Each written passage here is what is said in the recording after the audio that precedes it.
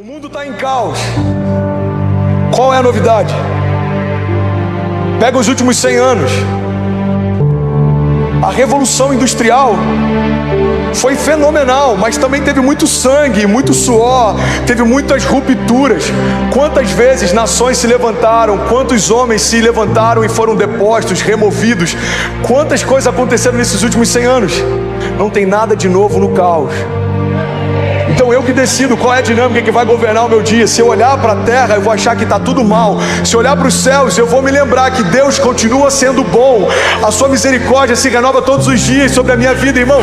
O Senhor é bom e a sua misericórdia dura para sempre. Eu não sei o que você está vivendo, qual a dificuldade que você tem enfrentado. Eu não sei qual é a impossibilidade que você tem, ou qual é o gigante que bateu na sua porta. Eu não sei qual é a altura das ondas ao seu redor, ou quais são suas dúvidas. Eu não sei qual é a tua inquietação, ou quais são suas preocupações. Eu não sei quais são suas impossibilidades. Para alguns de nós são financeiros, para outros são ligados à saúde. Talvez você precisa de um mover na tua casa, no teu casamento. Mas eu só quero te lembrar, irmão, que a despeito de tudo que se levanta ao teu redor, existe uma palavra de Deus depositada em você, e você precisa acessá-la. Você precisa provocar os seus milagres. Você precisa crer e declarar e mover o sobrenatural. A palavra da fé é a dinâmica pela qual Deus criou tudo que existe. Irmão, muita gente está desistindo, não é porque tem falta de fé, é porque tem falta de memória. Se você lembrar de onde o Senhor já te tirou, dos livramentos que Ele já te deu, dos milagres que Ele já gerou, quem lembra do que Deus fez no passado, não tem dúvidas, Deus vai fazer uma vez mais. Por que Jesus não volta sem as marcas? Porque as nossas marcas são o que nos dão autoridade para ministrar sobre quem está enfermo. As nossas cicatrizes não são motivo de vergonha, pelo contrário, elas são um memorial da fé. Cicatrizes ferem a nossa estética, mas apontam para o nosso milagre.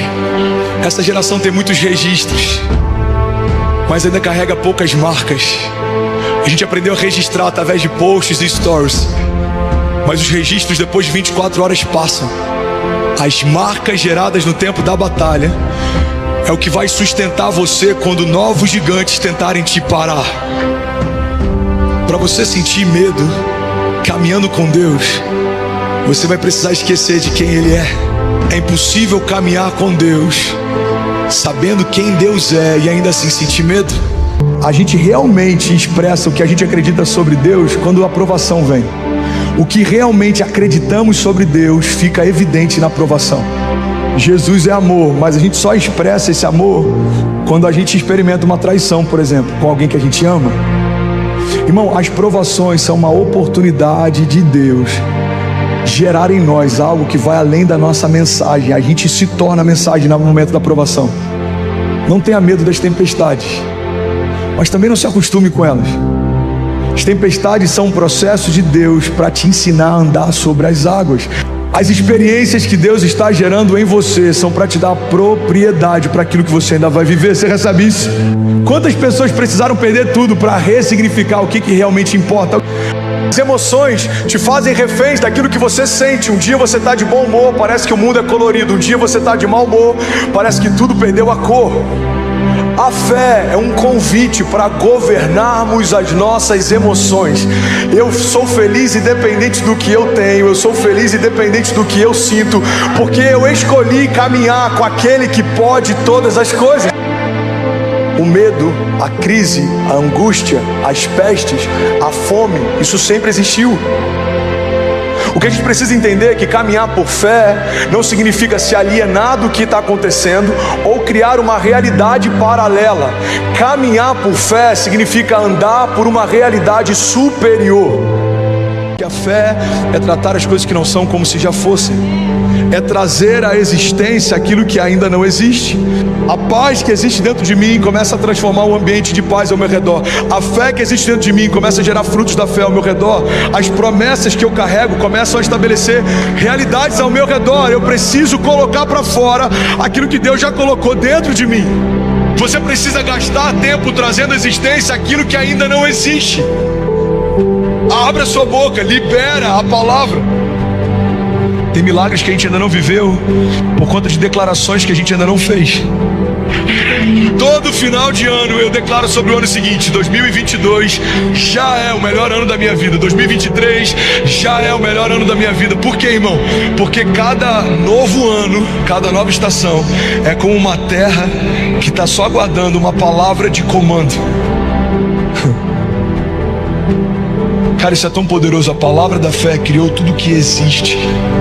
Começa a enxergar o que você precisa, porque onde tem visão tem provisão. Deus falou: eu não parei de fazer, você que parou de sonhar. Irmão, você quer viver o novo?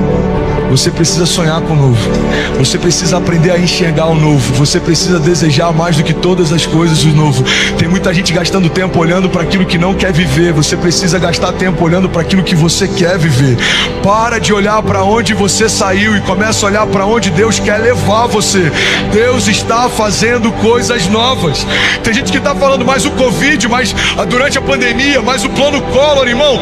Existe um novo ano, um novo calendário, um novo tempo, uma nova estação. E Deus pode fazer em 6 meses tudo aquilo que talvez você perdeu em 4 anos, em 10 anos. Deus pode mudar em alguns minutos a nossa história. O novo se manifesta em meio às piores estações da nossa história. Talvez se tem alguém aqui que está vivendo um momento mais confuso, eu quero te lembrar que esse é o cenário perfeito para o novo de Deus invadir a tua história. Guimarães Rosa diz que quando nada acontece, existe um milagre que não estamos vendo.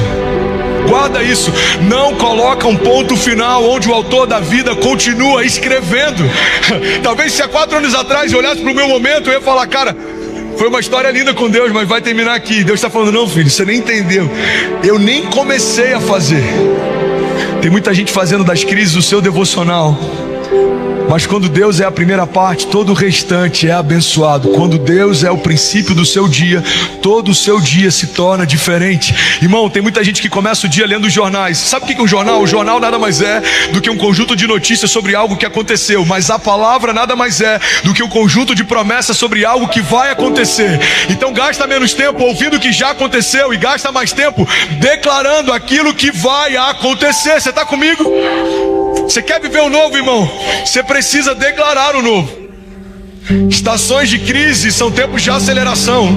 Estações de crise são tempos de viver milagres. Os cenários difíceis são o cenário ideal para Deus fazer o impossível se tornar inevitável.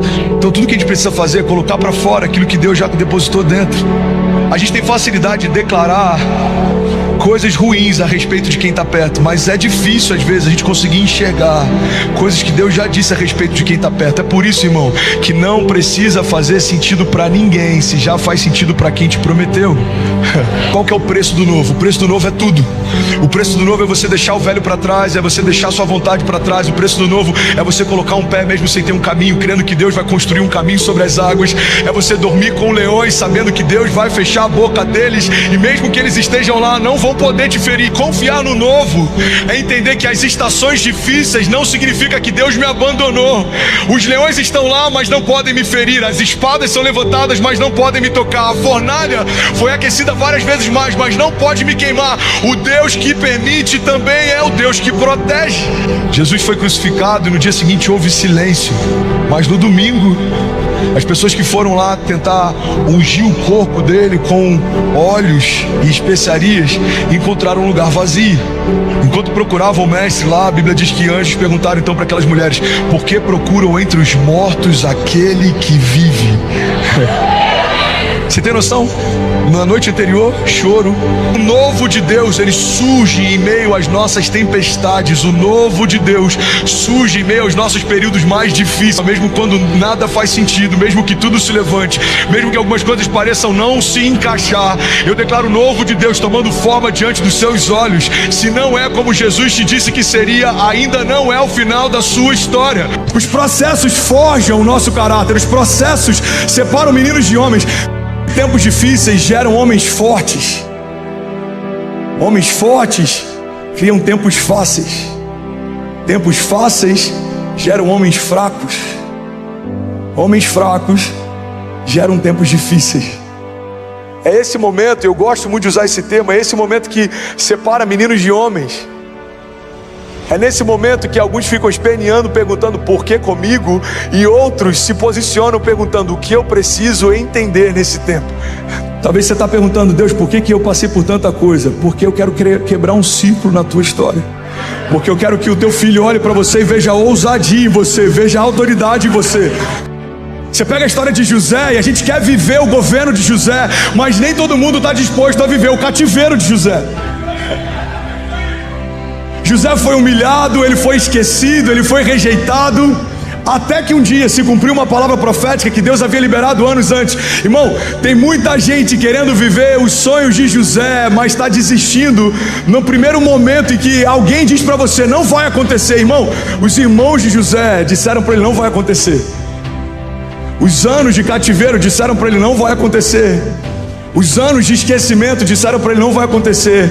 Mas existia uma palavra dentro dele dizendo: eu não me esqueci de você. Entenda que todo problema é a matéria-prima para um novo milagre. Os problemas não são o problema. O problema é a falta de fé, o problema é a nossa circunstância. O que eu quero te lembrar é que, independente da tua circunstância, seja ela na área financeira, familiar, seja na tua jornada de fé, seja qualquer gigante que tenha se levantado, eles não são diferentes dos gigantes que já se levantaram no passado. Jesus não esperou um cenário propício para governar. Jesus não esperou que o Império de Roma ou que qualquer contexto político cessasse. Jesus não esperou que as coisas fossem facilitadas. Irmão, guarda isso. O problema é que tem muita gente esperando um cenário favorável, quando na verdade o favor que você carrega é que vai mudar os cenários que você vive. Você está esperando cenários favoráveis, mas na verdade os cenários estão esperando que o teu favor mude as circunstâncias. Um homem que sabe o que carrega não depende de circunstâncias favoráveis para fluir. Não faz sentido o ventre de uma mulher virgem gerar o Filho de Deus. Não faz sentido um monte de madeira se tornar uma arca que protegeria uma família, que construiria de novo o mundo depois do caos do dilúvio. Não faz sentido um homem morto há dias, com um corpo que já fedia, voltar a viver porque um homem do lado de fora chamou ele para fora. Não faz sentido alguém andar sobre as águas. A lei da gravidade diz que isso é impossível, mas só quem gerou a gravidade pode confundi-la. Só quem gerou a matéria pode confundi-la. Talvez nós somos parte da geração mais ansiosa que já viveu. Sem dúvida alguma, os nossos gigantes desse tempo, eles são emocionais, doenças psicossomáticas, pessoas que têm problemas na mente, problemas nos sentimentos. Isso tem irradiado por todo o corpo. Pessoas com síndrome de pânico, depressão. A gente está vivendo tempos difíceis. Nosso caráter está sendo forjado em meio ao caos. A grande verdade é que muitas vezes crises definem a nossa dinâmica, o nosso entusiasmo, a nossa alegria, a nossa esperança. O primeiro convite que eu quero te fazer é deixar de ser refém das circunstâncias, deixar de ser refém daquilo que é exterior. Sabe por que a gente não avança na vida? Porque a gente não consegue ser sincero com a gente mesmo. E a gente às vezes quer disfarçar as nossas limitações falando: não, comigo é não. Se nós não formos sinceros com nós mesmos e com Deus, a gente não sai nem do lugar que a gente está. A gente não avança para lugar nenhum. A gente não valoriza o que já está na mão. A gente só valoriza o que a gente ainda vai ganhar. É por isso que muita gente acaba com o casamento, porque não valoriza o que Deus já colocou do lado. Por isso tem muita gente murmurando do emprego que está. Nem sabe como vai ser a vida sem o emprego, por isso que está murmurando. Então quando alguém morre, você acha que Deus matou a pessoa ou permitiu. A gente não consegue lidar com a morte, porque a gente sempre está botando na conta de Deus o seguinte: eu estou indo na igreja, eu estou fazendo tudo certo, então Deus não vai deixar ninguém morrer do meu lado, então eu nunca vou perder o emprego, eu nunca vou receber um diagnóstico. No entanto, tem pessoas dentro da igreja que receberam vários diagnósticos. No entanto, tem gente aqui que já perdeu entes queridos. Tem gente aqui que já foi mandado embora, porque a gente acha que Deus é um Deus que evita coisas, mas Deus é um Deus que te ensina a lidar com as coisas que acontecem contigo. Você pode usar a dor para crescer ou para sofrer, depende de como você está ligado com Deus para lidar com as coisas que te acontecem. Só que a gente não sabe lidar com a perda, a gente não sabe lidar com a dor. A gente quer que Deus dê um jeito pra gente, mas Deus justamente permite as dores e as decepções da vida pra gente aprender a lidar com as coisas. As coisas acontecem sobre os justos e sobre os injustos. A diferença é que sobre os justos sempre tem uma saída. Sobre os bons sempre tem um futuro. O meu marido falou que vai sair de casa. Deus não pode permitir. Peraí, deixa eu aproveitar esse momento de dor para fazer uma autorreflexão e saber se ele quer sair de casa porque eu estou falhando em alguma coisa ou se ele precisa melhorar em alguma coisa no caráter. Tem um motivo nessa dor, tem um motivo nessa perda. Você está frustrado? Tem um motivo. Deus quer fazer você crescer hoje. Foi nos meus piores dias que eu comecei a viver a temporada que eu estou vivendo hoje.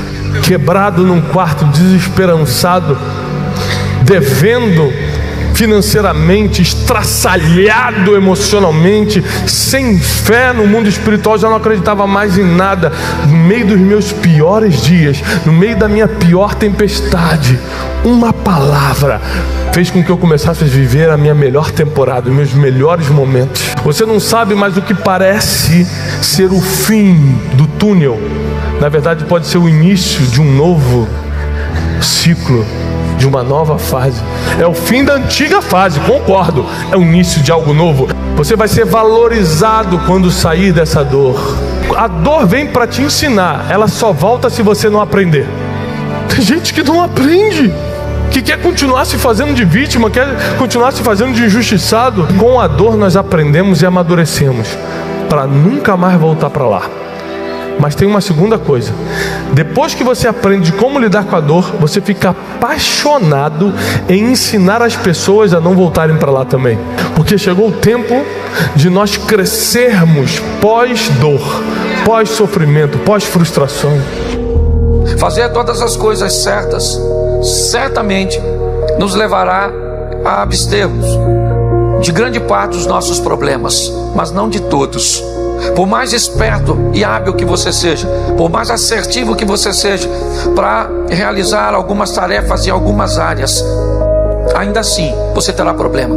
Sermos assertivos e fazermos as coisas certas nos livrarão dos grandes problemas, mas não de todos.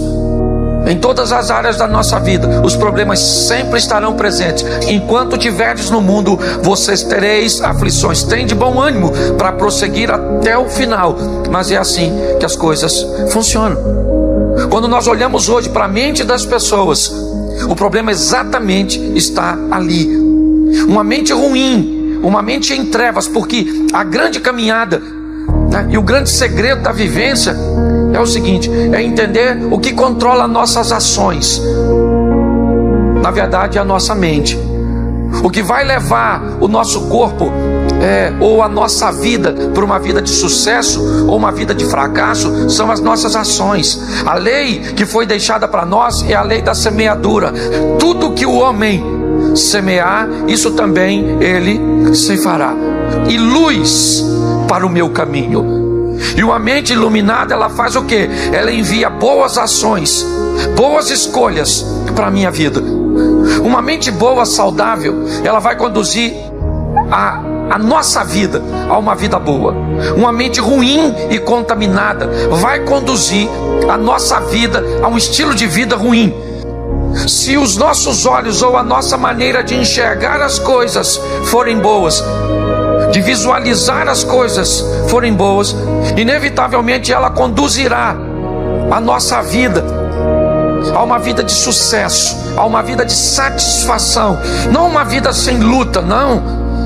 Eu estou dizendo uma vida de vitória. Eu estou dizendo uma vida satisfatória e não sem lutas. Você quer viver seu milagre? Você quer a tua vida transformada? Você quer a sua história mudada? Não depende de Deus, depende de você. Foque naquilo que você quer. Pare de prestar atenção no que está acontecendo na vida dos outros e canalize suas forças, sua fé, seu trabalho para que as coisas aconteçam na tua. Todas as vezes que as trevas chegam, para ela chegar, a luz tem que ir embora. E quando a luz chega, ela manda as trevas embora. Tem pessoas que o caos, o mal, a cegueira tomou conta de uma tal forma que ela está em trevas, mas ela pensa que está na luz. E quem pensa que está na luz não precisa procurar a luz. Na cabeça da pessoa, ela estava na luz. E para alguém que já acha estar na luz, você está mostrando a luz a ela por quê? Embora algumas coisas tentem roubar a nossa alegria no dia anterior, se a gente continuar semeando, certamente a colheita vem no dia seguinte. O nosso choro pode até durar uma noite, mas certamente a alegria vem pela manhã. E uma das coisas que eu aprendi sobre coragem, que mudou a minha história, é entender que a coragem, ela só existe porque o medo existe. A coragem só existe porque os gigantes existem. A coragem só existe porque as crises existem, as batalhas existem, os levantes existem. A gente não precisaria de coragem se a gente não enfrentasse batalhas. A gente, na verdade, nem precisaria de coragem se a gente não tivesse sempre meio a lutas, porque a coragem, ela é algo que se contrapõe a tudo aquilo que tenta parar você. Guarda isso, irmão. A coragem é algo que Deus disponibilizou para a gente através do poder que em nós habita, e você precisa aprender a caminhar debaixo desse entendimento. 2021 foi um ano desafiador, 2019 foi um ano desafiador, 2020 foi um ano desafiador, mas a verdade é que 2017 também. Talvez a gente só não lembre de algumas coisas. 2015 também, 2012 também, e com certeza 2022 vai trazer alguns desafios, algumas crises, alguns gigantes, alguns problemas, algumas tempestades. Pastor, você está profetizando? Não, isso é a vida real, irmão. Isso acontece todos os dias.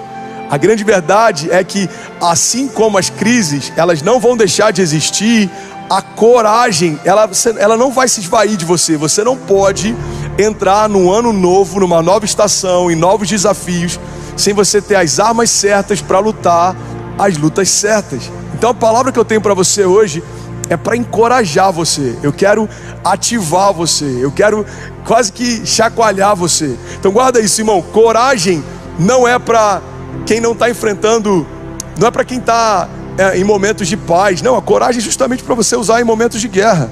A coragem é para você usar justamente no dia mau. A coragem é para você usar justamente contra gigantes. Coragem não é ausência de medo, irmão. A coragem é um revestimento para vencer o medo. Então eu quero liberar isso sobre você. Tenha coragem. Em 2022, tenha coragem para dar passos de fé. Tenha coragem para deixar de ter uma fé teórica que fala para todo mundo: vai ficar tudo bem, Deus sabe de todas as coisas. E comece a ter coragem para entender que esse vai ficar tudo bem, Deus sabe de todas as coisas, é uma boa resposta para outros, mas tem que ser uma boa resposta para você também. Coragem para entender que não em Deus também é resposta. Coragem para entender que ninguém vai facilitar para você, e isso é bom. No final das contas, um mar calmo nunca fez um bom marinheiro, irmão. Coragem para você aceitar quem você é e parar de tentar se comparar e tentar ser quem você não é. Coragem de ser você mesmo, coragem de assumir sua identidade. Coragem, irmão. Coragem, tenha bom ânimo. Eu tive perdas nesses últimos anos. Eu também, irmão.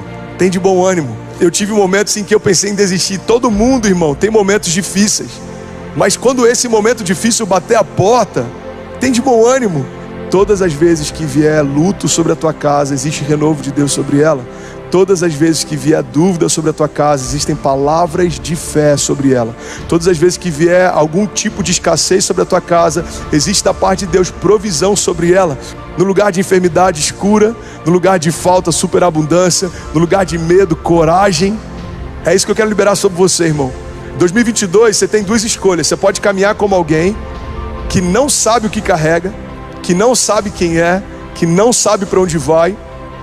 Você pode caminhar debaixo desse entendimento: eu sou quem o meu pai diz que eu sou, eu posso o que o meu pai diz que eu posso, e eu vou viver o que meu pai declarou que eu viveria. Irmão, eu quero de verdade declarar isso sobre você, e isso não é uma frase de autoajuda ou muito menos motivacional. É uma declaração de fé. Olha o que Filipenses 4:7 está dizendo: e a paz de Deus, que excede o entendimento. A paz de Deus que vai além do que você compreende. A paz de Deus que vai além do que você consegue entender. A paz de Deus que vai além da tua lógica. Guardará os seus corações e as suas mentes em Cristo Jesus. Tem uma frase do Bill Johnson que eu acho maravilhosa, irmão. Presta atenção nisso. Ele disse o seguinte: para você experimentar a paz que excede o entendimento, você precisa abrir mão do direito de entender. mas é uma paz que faz com que você prospere, mesmo em meio às maiores circunstâncias adversas da tua vida. Vai ter gente que vai achar que você é louco, vai falar: mano, você tá anestesiado.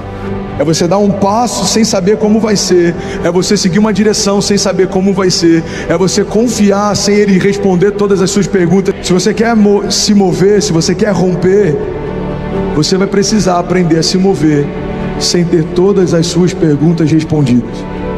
Você quer romper? Precisa aprender a se mover mesmo sem ter todas as suas perguntas respondidas.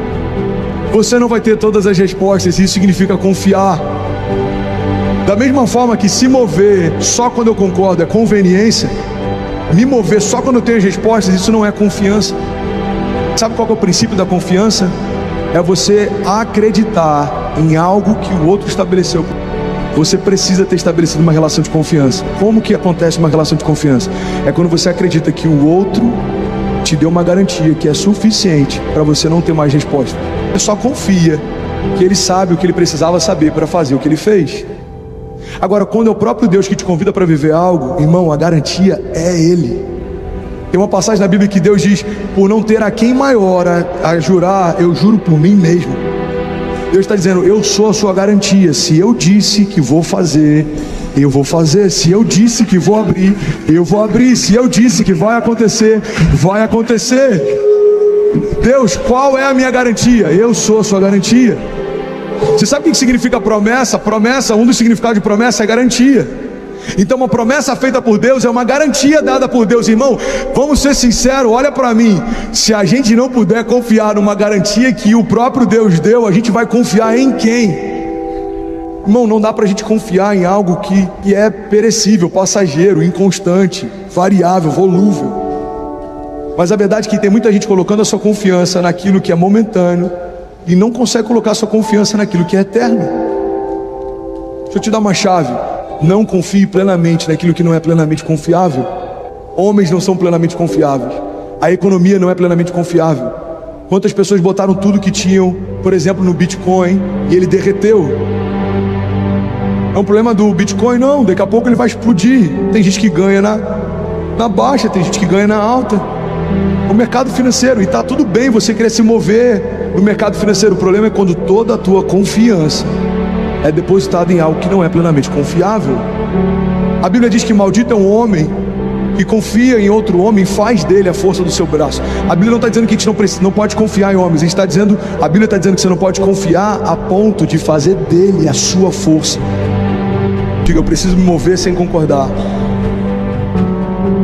Eu preciso me mover mesmo sem ter as minhas perguntas respondidas. Se você não acredita, ninguém acredita. Se você não vê potencial em você, ninguém vai ver. Você precisa acreditar no potencial que Deus colocou dentro de você. Você precisa acreditar que tudo que você precisa para viver o seu destino profético já está em você. Tem gente que fica esperando o seu Deus me dar. Deus fica olhando: tu não sabe de nada, rapaz. Antes de tu nascer, eu já tinha depositado tudo dentro de você. Ei, antes do seu nascimento, Deus já tinha preparado seu enxoval. Já está tudo aí em você. O que você precisa? Acreditar. Está tudo dentro de você, a capacidade, o potencial. Basta você acreditar. Você precisa acreditar. Ei, olhe para dentro de si. Eu queria que você conseguisse ver uma foto do potencial intacto que existe dentro de você. Você é filho, filha de Deus. Quando Deus nos fez, Ele sonhou com a gente. Ele depositou em nós tantas coisas que nós mesmos não somos capazes de entender, mas precisamos crer. Esse é você. É alguém com um potencial dado por Deus, um potencial intacto que precisa fazer algo com aquilo que Deus colocou nas suas mãos. O que você está fazendo? Você precisa acreditar. Você precisa ser capaz de entender. Ei, se todos nós acreditássemos no potencial que nós fomos presenteados por Deus e fizéssemos alguma coisa, a maioria dos problemas do mundo já estariam resolvidos. Infelizmente não estão resolvidos, porque Deus colocou tanto tesouro dentro de nós, mas não temos a capacidade de cascavilhar a areia e as pedras no meio do caminho até achar o que tem de precioso lá dentro. Nós precisamos acreditar. Nós precisamos ver o ouro que Deus já depositou dentro da gente, colocar para fora. Nós precisamos viver e cumprir o nosso propósito, a nossa missão, o nosso chamado. Eu vou viver, eu vou dar o meu melhor, eu vou suar, eu não vou viver uma vida medíocre. Eu vou arrancar tudo que tem de potencial aqui, vou botar pra fora, porque eu quero viver o novo. Se você quer viver o novo, você precisa fazer novas coisas. Você precisa buscar onde é que o meu potencial destrava, onde é que o meu potencial explode. Acha! Você tem que achar. Você tem que parar de dar desculpas pra você. Você precisa achar aonde você brilha, porque Deus te fez pra brilhar em algo. Então você tem que acreditar na sua missão. Você tem que ser um apaixonado pela sua missão. Você tem que ser um apaixonado pelo seu propósito de vida. Você tem que ser alguém desesperado pra cumprir seus sonhos.